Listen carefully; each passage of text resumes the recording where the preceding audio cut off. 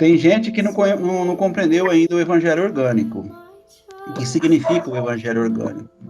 Para alguns é um outro evangelho. E para outros é algo assim que eles passaram por ele, mas não tiveram a compreensão e também se debandaram. Não tiveram a compreensão, não permaneceram.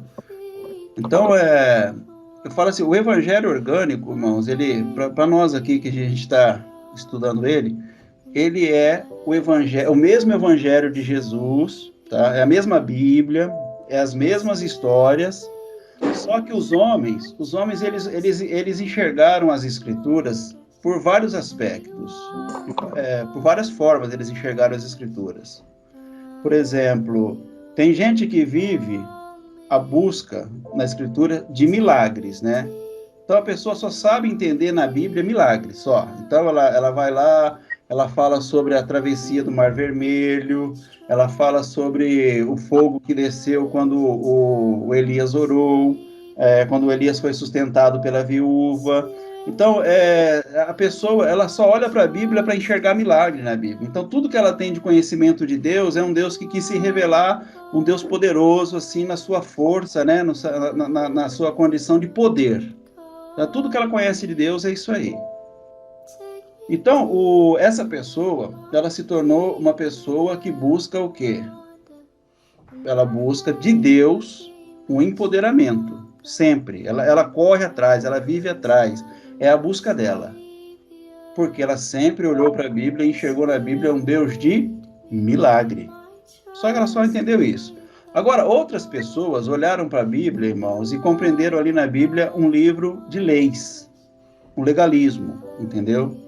Então, tudo que ela entende de Deus é lei. Eu tenho que seguir isso, senão acontece isso, eu tenho que fazer aquilo, senão acontece aquele outro. Então, tudo que ela entende de Deus é mandamento.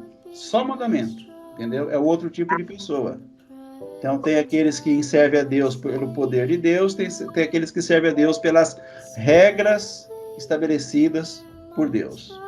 Correto? Mas será que a Bíblia, ela se preocupa? Será que é esse o sentido mesmo da Bíblia para nós? Será que Jesus ele deixou um evangelho para mostrar para nós um sentido de que ele é um Deus poderoso e miraculoso? Ele é um Deus poderoso que gerou leis perfeitas para que o homem vivesse por intermédio dessas leis? Será que é isso que é a proposta do evangelho, irmãos? O que vocês acham? Que essa é a proposta do evangelho? Porque é isso que a igreja pregou, é isso que as pessoas geraram no entendimento. Você vê que tem uma comunidade que gera uma lei, né? São os dogmas ali tirado da Bíblia. Depois eles vivem 10, 100, 1000 anos, 100 anos, 500 anos, a gente está comemorando aí 500 e poucos anos de dogmas, né? Esses dias, né? Não sei se vocês viram a comemoração aí. De dogmas, irmãos. Será que é isso que é a proposta bíblica? Será que é isso que Deus quer para nós? Então, quando a gente entra com a pregação de um Deus que ele é completo, irmãos, completo, tá? E que o evangelho dele não é para estabelecer para nós regras, não é para estabelecer dogmas, não é para revelar o poder dele, as pessoas não entendem isso. Porque a vida toda delas, elas foram doutrinadas ou para servir um Deus de milagres, ou para servir um Deus legalista. São essas as formas que elas compreenderam. Então, para você desconstruir o entendimento de uma pessoa assim, é muito complicado, irmãos. É difícil. Então, as pessoas olham para a Bíblia para poder destacar na Bíblia os milagres, né? Então, esse tipo de pessoa, ele tem esse entendimento fechado, é um entendimento muito fechado. E para você propor para essa pessoa abrir a mente para compreender Deus na sua amplidão, na sua revelação total, essa pessoa tem dificuldade, porque ela se relacionou com Deus por intermédio do poder de Deus. Então, qualquer coisinha que você vai falar para ela, mas Deus, ele usou o profeta tal e fez um milagre tal. É só isso que ela sabe, entendeu, de Deus. É só isso que ela aprendeu de Deus. Aí você vai falar assim, a culpa é dela? Não, não é dela. Por que a culpa não é dela? Porque o ambiente que ela esteve só proporcionou isso para ela. Ela não teve condição de conhecer outras coisas. Não foi apresentado a ela outras coisas. Então, ela se fixou naquilo ali. Ou então, aquele grupo de pessoas que só entende Deus por meio de leis, de regras, de normas, né? Você tem que guardar tal dia, você tem que guardar tal ano, tem que guardar tal mês, você tem que fazer tal coisa. Então, é um outro tipo de entendimento. Só que se nós vivermos isso em pleno século XXI, irmãos, em pleno século XXI, se você ficar fechado nessas coisas, você não vai ter o conhecimento que Deus ele quer proporcionar a nós. Então, se a gente colocar aqui experiências de vida, tem também aquele povo que vive só experiências, tá bom, tá bem, também existe esse povo também, né, irmãos? São chamados aí pentecostais, né? Esse aí também é uma outra linha de entendimento do povo, que vive só as experiências aí de poder, com o poder de Deus. Mas eu não estou dizendo, irmãos, eu quero assim ser bem claro para vocês, não é que eu não creio nessas coisas, eu creio no milagre, eu creio que nós temos, sim, que servir as leis do nosso estado, do nosso país, nós temos que servir as leis que regem a nossa comunidade, entendeu? O nosso povo, eu creio nisso, entendeu? Eu creio nas experiências de Deus também, mas não é essa a intenção da Bíblia para nós. Nunca foi essa a intenção da Bíblia para nós. Então, eu gostaria muito, irmãos, que a gente tivesse assim, uma condição de falar para os nossos irmãos, para que eles abrissem a mente para compreender o Deus da revelação que Jesus Cristo trouxe, dessa revelação de Jesus Cristo. Então, se você olha para a Bíblia, eu estou colocando aqui para os irmãos meditarem, para vocês pensarem, para vocês não serem levados por ventos de doutrinas. Então, se você olhar para a Bíblia no Antigo Testamento, irmãos, e se você for intelectualmente sincero, tá? Se você não for aquele que se manipula intelectualmente, você vê uma coisa e fala que é outra. Se você não for esse tipo de pessoa, você vai olhar para o Antigo Testamento, você vai ver um Deus, né? Por quê? Porque o Antigo Testamento, ele foi apresentado para nós por Deus ou ele foi apresentado para nós pelos homens? O que vocês acham? Por os homens. Entendeu? O que vocês acham, irmão? Será que todo mundo concorda que foram os homens que anotaram ali, que escreveram? Ou foi Deus que se apresentou? Ele falou, não, eu sou assim. Não foi Deus que se apresentou. Daquela forma, não. Deus, ele se apresentou onde? No Novo Testamento. Então, Jesus fala assim, olha, aquele que olha para mim vê quem? Vê Deus. Quem olhou para Moisés, viu Deus? Não viu Deus. Quem olhou para Elias, viu Deus? Não viu Deus. Quem olhou para Eliseu, viu Deus? Não viu. Quem olhou para Davi, viu Deus? Não viu. Quem olhou para Salomão, viu Deus? Não viu. Então, mas vai falar isso para o povo para você ver, irmãos. Na verdade, até Paulo, né, não chegou a ver tão claro assim, né, que ele falou assim que ainda a gente enxergamos o Criador não de forma completa, que ele ainda estava engatinhando ainda, mesmo tendo a revelação do Evangelho, né? Correto. Nós hoje vemos em espelho, nós vemos pelo espelho, né? Nós vemos por imagem, mas um dia veremos face a face. Assim como eu sou conhecido, irmãos, assim como Deus me conhece, eu também vou conhecer Ele. Só que prega isso pro povo para você ver o que acontece com você. Verdade. Eles não aceitam, irmãos. A grande massa não aceita isso, a grande maioria não aceita isso. Eles não têm entendimento para alcançar isso, entendeu? Porque se você fala desse jeito sobre o Evangelho, não, porque lá o milagre tal é Deus fazendo, foi Deus que fez aquele milagre tal, eu creio nesse milagre tal, e assim a pessoa vai vivendo dessa forma. Então, a maior dificuldade nossa, que nós já saímos da igreja, já saímos do sistema, nós aprendemos coisas que aquilo ali não serviu mais para nós. Eu creio que todo mundo aqui passou pelas igrejas, passaram por algum sistema religioso, né? E a maior dificuldade que nós temos agora é desconstruir aquilo que aquele sistema construiu. Então, uma casa que não foi bem construída, não foi bem alicerçada, tem como você consertar ela? Não tem. Você tem que destruir ela para começar de novo. Deus, ele faz assim, né, irmãos? Ele destrói para construir, ele não reforma, ele não é um Deus de reformas. Ele é um Deus de transformações. Então, irmãos, enquanto a gente estava comentando a respeito, né, Você vê o quanto a Bíblia ela foi prejudicial para muita gente. Em vez de ajudar, ela prejudicou muitos. Os próprios judeus, o que eles fizeram? Em busca da verdade, eles matam a verdade, eles crucificam a verdade para justificar uma verdade que não era verdade. É verdade. Entendeu? Por quê? Porque eles acreditaram naquilo que era o livro deles. Mas eles não tinham compreensão do livro deles. Então, eles pegam aquilo que era a verdade deles e por causa da verdade deles, preste atenção no que eu estou falando, eles crucificam a verdade que é a verdade real. E quantos de nós, irmãos, dizendo estarmos na graça, nós também pegamos a nossa verdade, o nosso livro sagrado, e olhamos para a Bíblia como livro sagrado, com a nossa verdade, nós estamos crucificando a verdade. Nos dias de hoje, hein? Século 21, tem muita gente fazendo isso. Porque não conheceu a verdade. Então, uma palavra mal compreendida, uma palavra distorcida, ela é mais venenosa do que uma mentira, irmãos. Ela mata muito mais do que uma mentira. Então, uma palavra que uma pessoa não entende, o próprio Jesus fala, né, que a letra, ela mata, que dá vida ao espírito. Então, uma palavra trazida a ela, por lado da letra, se você não entender aquilo que é o espírito daquela palavra, pode ser uma palavra boa, ela está matando. Porque você não está entendendo o espírito da palavra.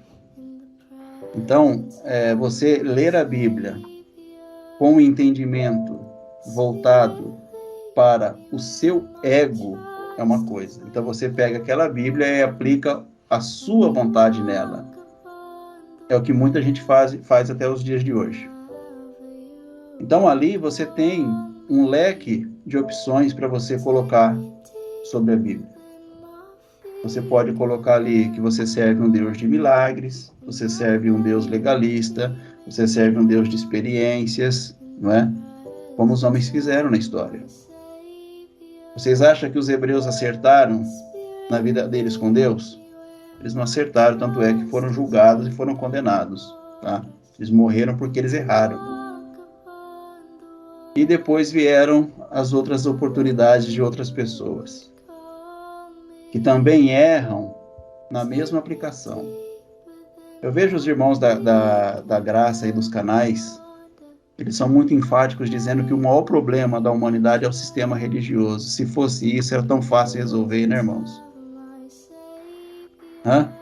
Será que o problema nosso é o sistema religioso? Nunca foi. O problema nosso está dentro de nós mesmos, irmãos. Ele está aqui arraigado em nós. Ele não sai de nós, esse problema nosso. Esse é o nosso problema. É o modo com que você compreende Deus e que você se compreende, que você se conhece. Então, quando você não tem esse entendimento a respeito do que é o Deus que Ele quer se revelar por intermédio de nós. Então, quando o homem ele entende isso, ele compreende que as coisas de Deus ela vem de lá de cima para nós. E Deus ele se revela dele por intermédio de nós. Então não é um Deus que nós estamos buscando, é um Deus que nós temos que entregar, não buscar. Entendeu? É um Deus que ele não quer ser adorado, ele quer ser revelado. Ele quer que os filhos conheçam ele por intermédio daqueles que já conhecem. É um Deus que ele quer se mostrar ou se revelar por intermédio de um ser espiritual que está encarnado. Os homens, eles olham como? Eles olham aqui para a matéria e querem espiritualizar a matéria. Deus, ele fez o plano de Deus era, o homem sendo espiritual, ele vai e se faz carne, não é? O homem se faz carne, ou seja, é do invisível para o visível. A vida funciona assim, irmãos, do invisível para o visível, não é do visível para o invisível. eu percebo assim muita dificuldade. Se o problema fosse o sistema religioso, não seria problema, irmãos. Porque o problema em toda a história, o problema foi o homem, nunca foi o sistema. Mas os homens, nos dias de hoje, eles querem colocar a culpa em alguma coisa. Então,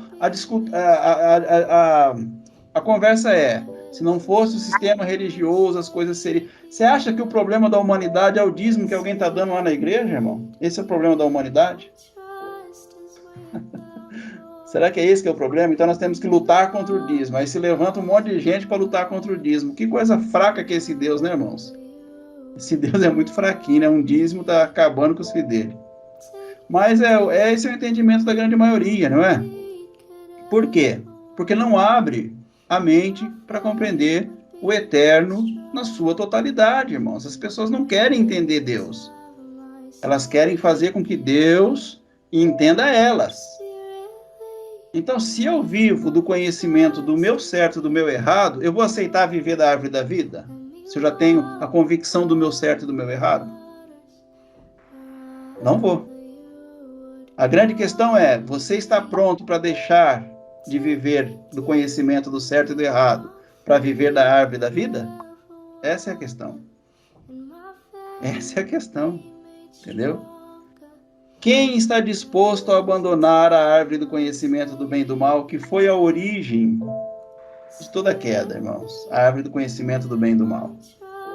O homem deseja viver do seu próprio entendimento. E isso é a desgraça do homem.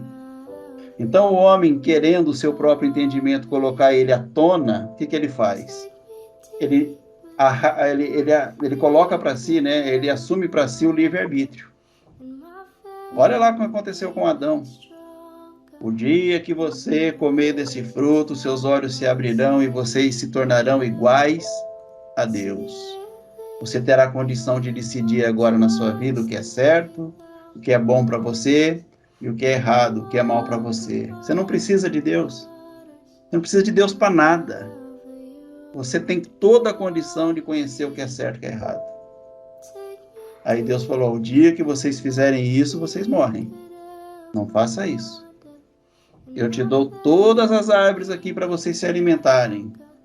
Mas existem aqui a árvore do entendimento do certo e do errado, que vocês nem toquem nela, porque o dia que vocês tocarem, vocês estarão tocando para a morte de vocês.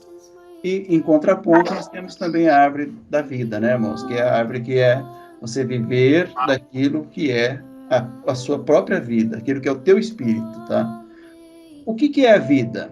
A vida é o sopro de Deus, é o fôlego de Deus que foi soprado nas narinas do homem.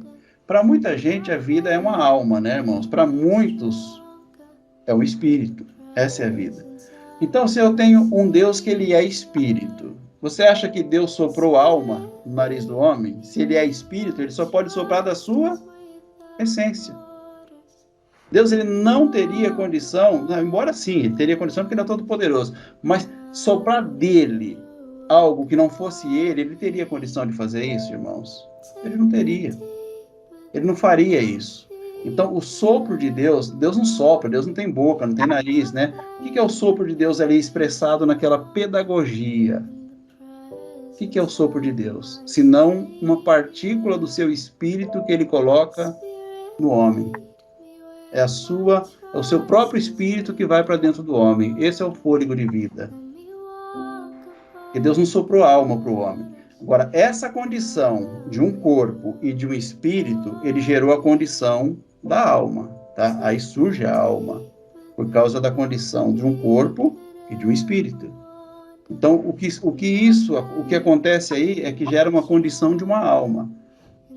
E aí as pessoas acham que Deus é essa alma. Só que não, Deus ele é o espírito do homem.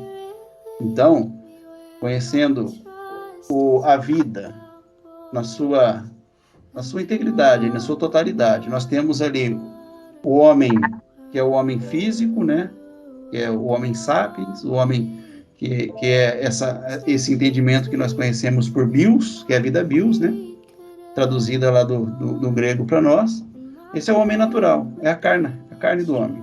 E isso, quando não tem mais não tem mais ali a sustentação do espírito nesse homem, essa carne acaba. Ela não tem condição de viver sozinha por si só. Temos o psique, que a gente conhece pela alma, que são as faculdades naturais do homem, que é o que ele vê, é o que ele ouve, é o que ele sente, né? São essas condições que essa não consegue viver sem o corpo e também não consegue viver sem o espírito. E tem a condição do espírito também, que é a condição de Deus, que é esse que a gente deveria ouvir, né? Que é o nosso Deus. Então, a nossa alma, eu costumo dizer que ela é bilíngue, tá, irmãos? Ela entende tanto a voz do espírito como entende a voz da carne. Mas ela deveria pender para o lado do espírito. Essa é a condição da gente ter a convivência com Deus pela árvore da vida, e não pela nossa condição de certo e de errado.